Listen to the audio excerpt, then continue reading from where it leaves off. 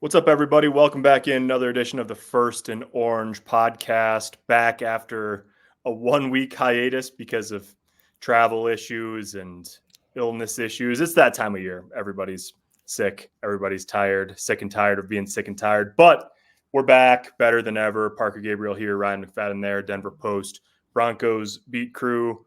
Coming to you on Tuesday afternoon. The Broncos fresh off the first road division win in more than 1,500 days, 24-7 over the Chargers. Ryan, what were you doing in October of 2019? October of 2019, I was just starting grad school. That's how long ago it was. My first year of grad school at University of Maryland. So I wasn't quite a student at that point, but I was covering Nebraska. It had been a while. The Broncos got it done. They're 7-6. They're one of 6 teams at 7-6 in the AFC alone. We'll probably spend a good part of the podcast talking about that. But Ryan, I guess let's just start here. Denver obviously really needed a win to sort of stay right in the postseason hunt. They are right in the postseason hunt. What did you make overall of the performance at SoFi Stadium? And also, as a first-timer there, what did you think of SoFi Stadium? SoFi is huge. That place is dope. I'm not going to lie. I would say this, the exterior of the place is very unique. But, like, that place is, like, super dope. But getting into the game, I thought it was a really good all-around performance for Denver. The offense took some time to get it going, especially when how it started with Russell Wilson throwing that pick. But after that, they start settle in. Him and Courtland Sutton once again showing off their connection with that beautiful 46-yard touchdown pass. I guess, and the catch was just as great. Yep. It's like, I don't know what it is about Courtland Sutton. He just has that knack for those insane highlight reel catches. You got like what you saw from Javonte Williams in the run game. That defensively, they were just balling out. 6 sacks in the game. I believe 6 from 6 different players throughout the whole afternoon. That's impressive. Yep. Vance Joseph continues to get my praise the way this group has been able to turn it around. And last week was another solid performance. And they took care of business. That's what you got to do. I've said this before. I think I said it in the press box. Like, you can't expect the Broncos to be a playoff team if they can't take care of business against a team like the Chargers. And they were able to do that. And they're 7-6. And it's crazy to think about. Like I said, it's crazy to think they're one game back from the Kansas City Chiefs, and who would have thought that? But yeah, overall, that was a really solid performance. Defensively, they really stood up, and Russell Wilson continues to made plays when he had to. It was a really good game for the Broncos. Yeah, it is wild when they met in Week 8, Kansas City and Denver. Kansas City was 6-1. The Broncos were 2-5 going, then it was like the last one into the bye week.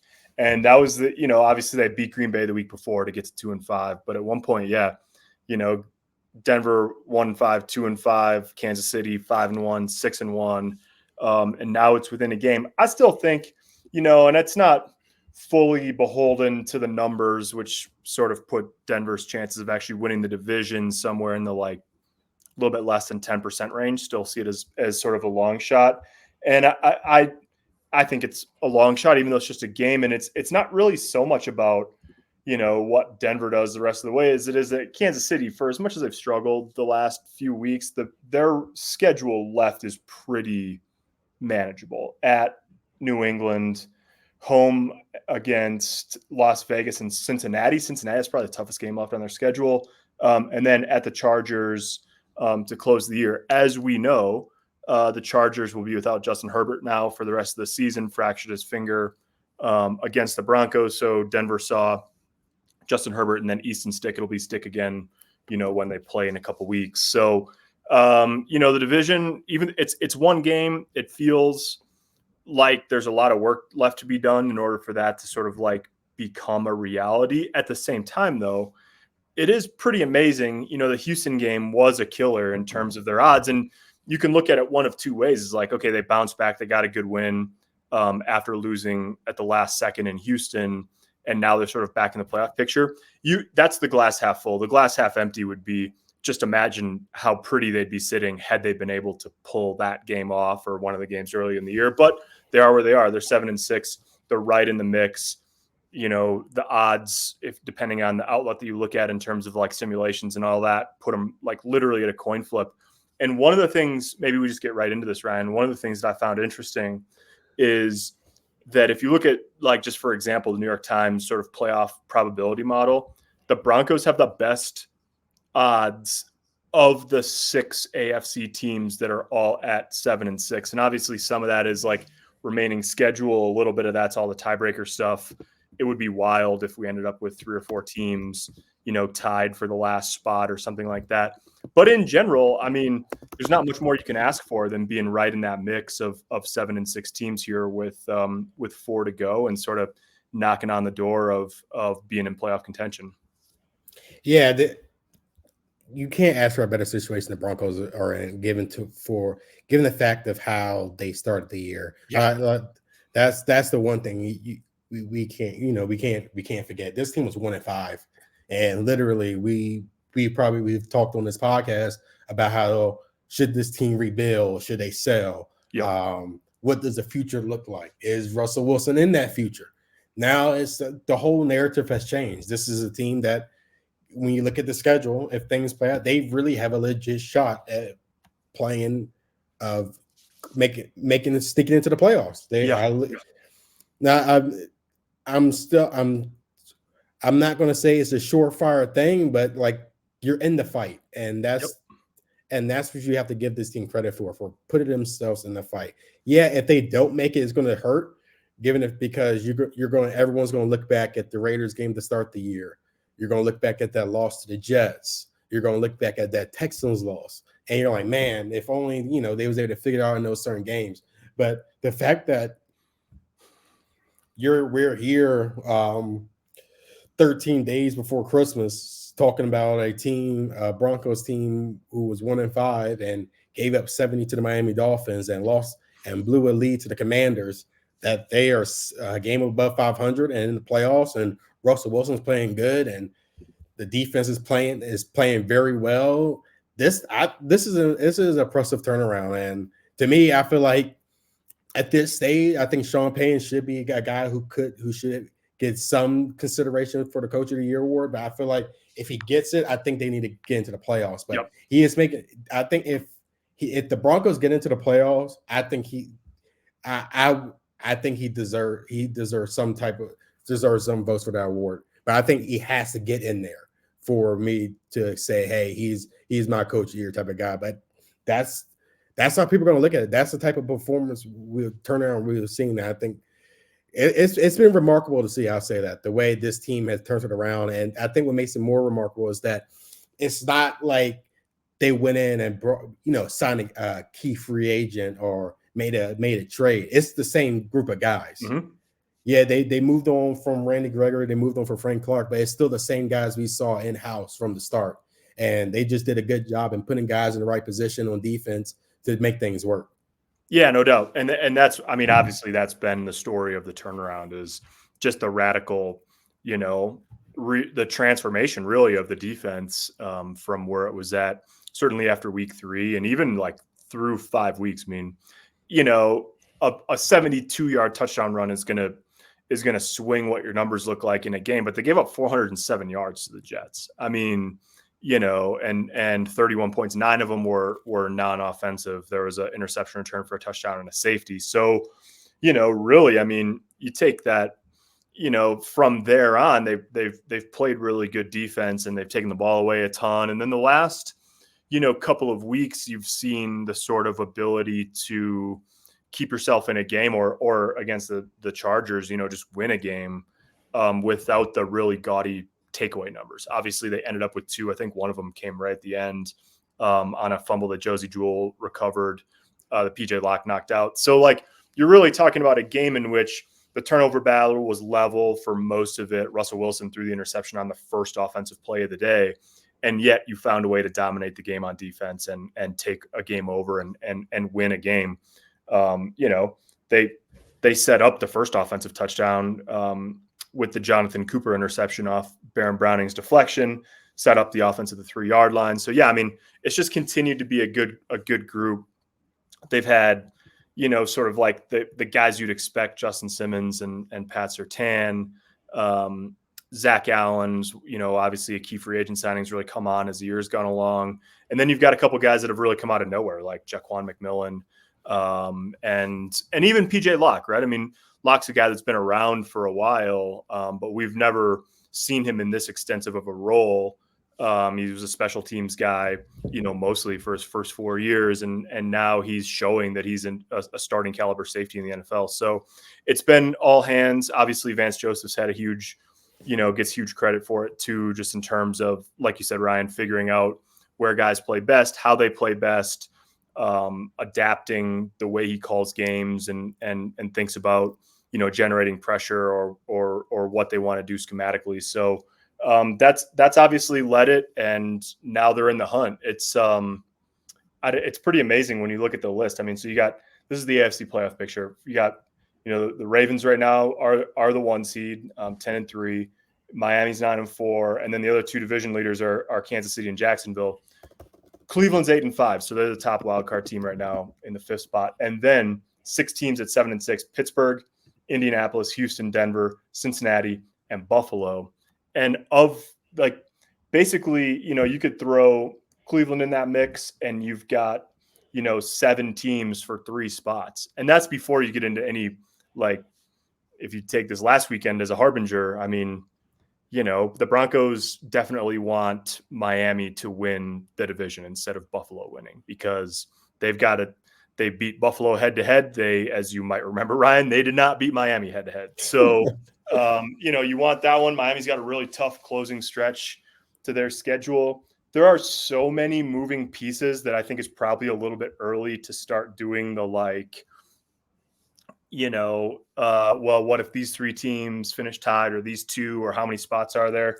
But suffice it to say, I mean, the NFL just tweeted this out today. It gives you some indication of just how bunched up it is. It's only the 3rd time in NFL history that 6 teams from the same conference have had an above 500 record, the same record this late in the season. And it's the first time it's happened since 2002. So it's going to be a wild race, and there's going to be a lot of scoreboard watching. But if you're the Broncos, basically all of those moving pieces all add up to just take care of your own business. And if you do that, you'll probably be okay. Yeah, I think it's so much going on. The AFC playoff race is wild. But yeah, I think for Denver, you just gotta take care of, like you said, take care of business, because you kind of don't want to put yourself in a situation where you are scoreboard watching and hoping, a team that does you a solid down the stretch. For the Denver, they got to take care of their business. And when you look at their schedule, they have no reason not to do so. The Detroit games on Saturday is going to be pretty tough. But this is the team that lost to the Bears and the Packers, both teams that the Broncos actually beat. So it's that team is they're good. They're one of the top teams in the NFC for a reason, but at the same time, they are vulnerable. And we have seen this Broncos team. They beat the Chiefs, they beat the Browns, they beat the Bills. So it's not like you don't go into that game thinking they have no shot. Right. Especially the way this defense is playing, the way Cortland Sutton and Russell Wilson the way their chemistry has been on the field. And then after that, you got the Patriots. You got the Patriots on Christmas Eve. To me, I think that's you got to win that game. You have to. You have to win. You have to win that game. I think, it's like I said, that's one of those games where if you can't handle business against the Patriots, then you should not be in the playoffs. To me, that's how it should be. And then you got the Chargers again, then the Raiders. They're in a prime, they're in a spot. It's like the NFL, the football guys are giving it to them, saying, hey, you want to make this late season run? Here you go. Yep. It's in your, they're basically telling Sean Payton and company, the ball's in your court right now. We have given you everything. We helped you get out of a dreadful 1-5 start. We help you beat some really key opponents. A lot of teams that most people go into the season didn't think you guys will win. And here you guys are in the home stretch, going against the Lions, the Patriots, the Chargers, and the Raiders. The Broncos got to see this and got to take advantage of this final stretch. Yeah, I mean, it's a golden ticket. It really is. And the thing is, I think you can say that, And that doesn't mean it's going to be easy, right? Like, No. I mean, you got to take care of business. But the thing about it is every team in the AFC is playing for a lot right now. Like Baltimore's trying to wrap up the 1 seed. Obviously, like, like we just talked about briefly, like Miami has a brutal closing stretch, and they've got to try to hold off Buffalo, which for all of Buffalo's problems this year, I mean, if there was a team that got, molten hot down the stretch, you wouldn't be shocked if it was them. They just beat Kansas City, and now they go on into their Final Four. Kansas City itself, I mean, not only is Denver just a game back in the division, but they clearly have some problems that they have to try to iron out here over the closing stretch. So, like, nobody's got a cakewalk. Everybody's got something to play for. And if you're the Broncos, you're looking at it and you're saying, man, look at the teams around them.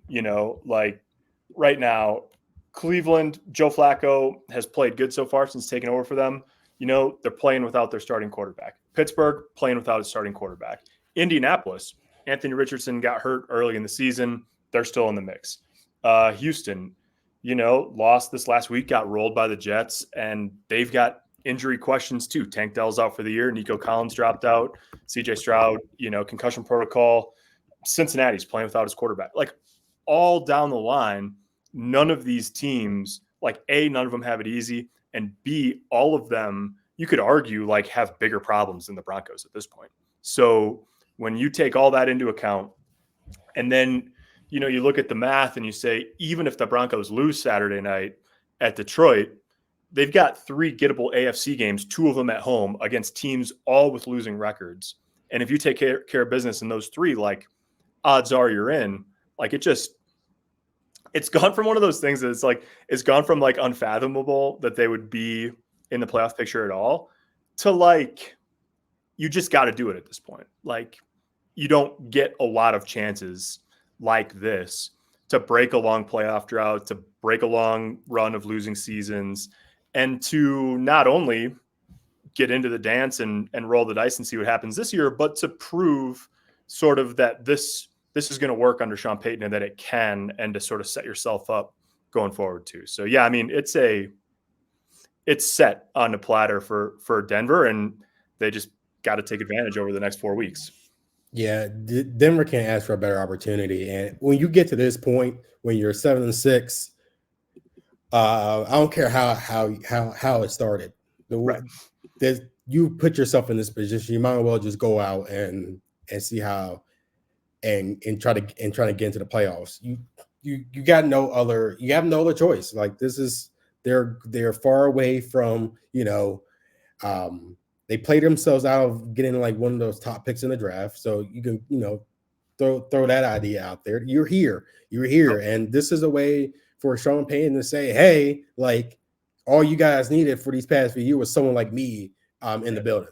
Right. Like, that's the thing he said going into the year. This is what he's trying to prove. It's like, hey, you don't know what this franchise has been missing for the past few years? It's someone like me. Yeah. And I'm about to show you guys what I can do. And look at that. And then it's also something for Russell Wilson. You're showing that Russell Wilson could be this guy for where there was question like, oh, could this be the last year? And the Broncos need to figure out a way to, move on from him. Well, if he's playing like this, then there's a lot of conversations on him whether he could be the guy that we can rely on for the next couple of seasons under Sean Payton. Now you look at it, all right, then if that's the case, how do we bring in the right guys around him, right, in terms of receivers, tight ends, etc. This is the Broncos are playing for a lot, and I think where you're in terms of playing for a lot is showing like Sean Payton is basically showing like, hey, I'm not here for a rebuild. Right. This can work right away. Now, if they get into the playoffs, I'm not saying they're gonna make a surprising run to the Super Bowl, but the fact that if they can get in after how everything started and all the questions and doubts that this team had from the start, to me, that's a lot to build off of in the Sean Payton era. And like I said earlier, it's crazy that we're at this point.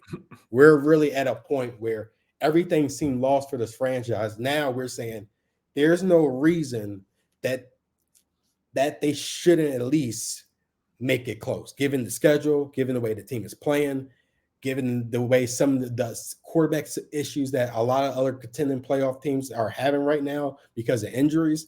Like the Broncos, like if for some reason they just implode down the stretch, to me, I would count that as a disappointed, like as a loss of a season, because it's right here. You're right here. You play yourself in this position, and it's right here. The opportunity's right here for the taking. They got to do it. Like they just have to. There's no, even if they lose to Detroit, like there's no reason why you shouldn't win out.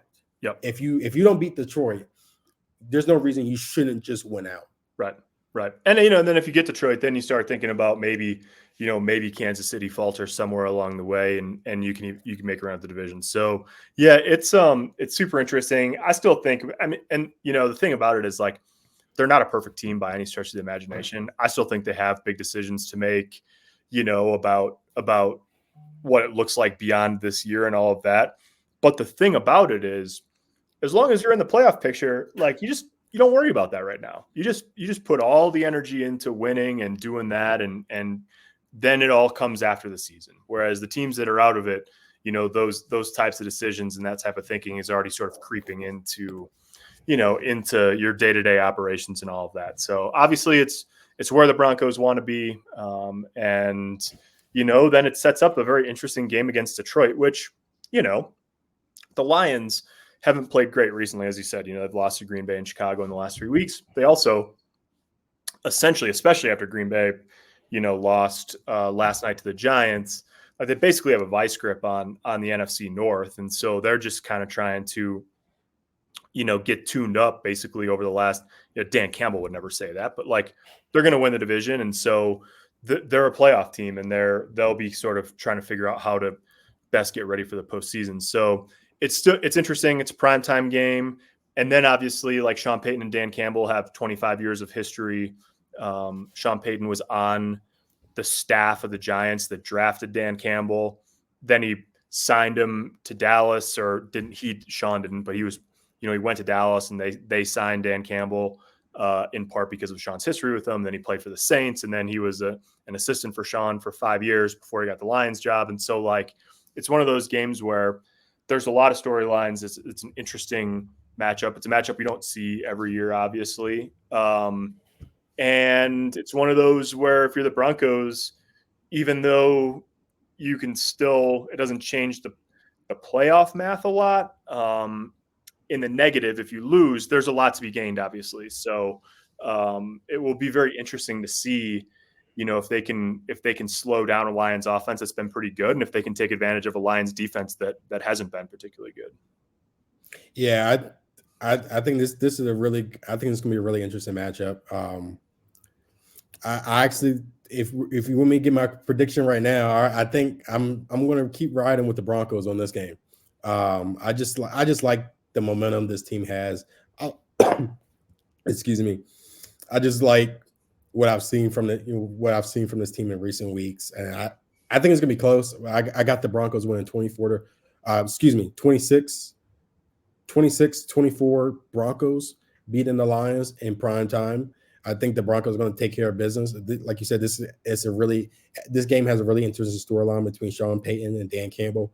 Sean Payton is a guy who has referenced the 2022 Detroit Lions earlier in the season in terms of how his team, as an example that his team could try to make some type of comeback, and fair enough, they have been able to do that so far. Yep. So I think this is like not only this game has like that Sean Payton Dan Campbell relationship. It's just that Sean Payton has referenced the 2022 Lions as a way to say not all hope is lost with this year.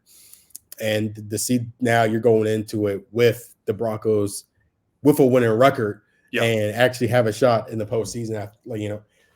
I think that's pretty dope. But yeah, I think it's gonna be a close game. I think it's prime time, but I think the Broncos are gonna be able to pull it off again. It's interesting. I tend to agree with you, but maybe this is a good way to wrap it up. I tend to agree. That's the way I lean right now. But for about the first time all year, we have a couple of real actual injury questions as it pertains to the Broncos that at this point on Tuesday, late in the day, we don't know about. Denver did put out an estimated injury report today because they didn't practice. But the game is a day earlier. And so, this is sort of like what Wednesday would be in a normal week. Nick Bonito, we don't know the severity of that left knee injury at this point. He didn't return. He was on the sideline for a little bit at the end of the game, had a brace on his left knee. He wouldn't have practiced today had the Broncos been on the practice field. And so that's one where, like, is Nick Bonito the only difference between a win and a loss? Maybe not, but he's had a good year. He's a good player, and he's obviously played a heavy part in that rotation. And so if he's not available, which we don't know, we'll just see how it goes as the week progresses. But if he's not available, then you just sort of like it filters down. Drew Sanders plays more. Maybe Ronnie Perkins is up where he's been inactive for the last few weeks.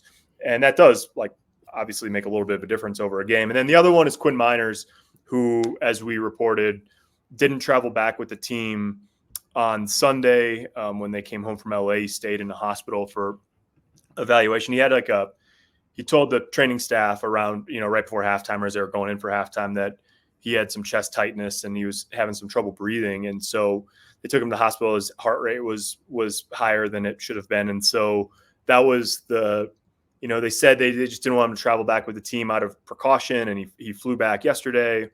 Sean Payton wouldn't say much about it, but did say he was healthy. And they today on the injury report, they projected that he would have practiced fully today had they been on the field. So it seems like we'll see tomorrow and as the week goes on. Seems like that one's trending in a good direction for Quinn, obviously, most importantly, and then also for the Broncos. But Bonito, that's a big one. I mean, that would be the biggest injury issue really they've had for the last many weeks. So one to watch definitely over the course of the week. But assuming no surprises over the next few days, it's not going to be easy. But I tend to agree with you. I think some points on the board on Saturday night for the people in prime time, and the Broncos ought to be right there, trying to get to 8-6. Yeah, it's gonna be fun. It's just hard for me to bet against the Broncos at this point. Just the way they've been rolling. I'm kind of leaning towards where we might see another insane catch from Cortland Sutton. I think he got another one. Don't know if it's gonna be a touchdown, but I think he got another insane catch in him. There you go. Ryan, full of predictions today. I'll withhold judgment a little bit later in the week, but that's where we're at right now. We're steaming toward it's a short week for the Broncos. Saturday night in Detroit. Obviously, we'll have all the coverage for you. denverpost.com/Broncos through the practice week and getting ready for that game, and then obviously on down the line through a potential run here toward trying to make the playoffs. So that's it for this week. We'll leave it there. That's Ryan. I'm Parker. Thanks for watching. If you're watching on YouTube, thanks for listening. If you're listening anywhere else, we'll talk to you next week.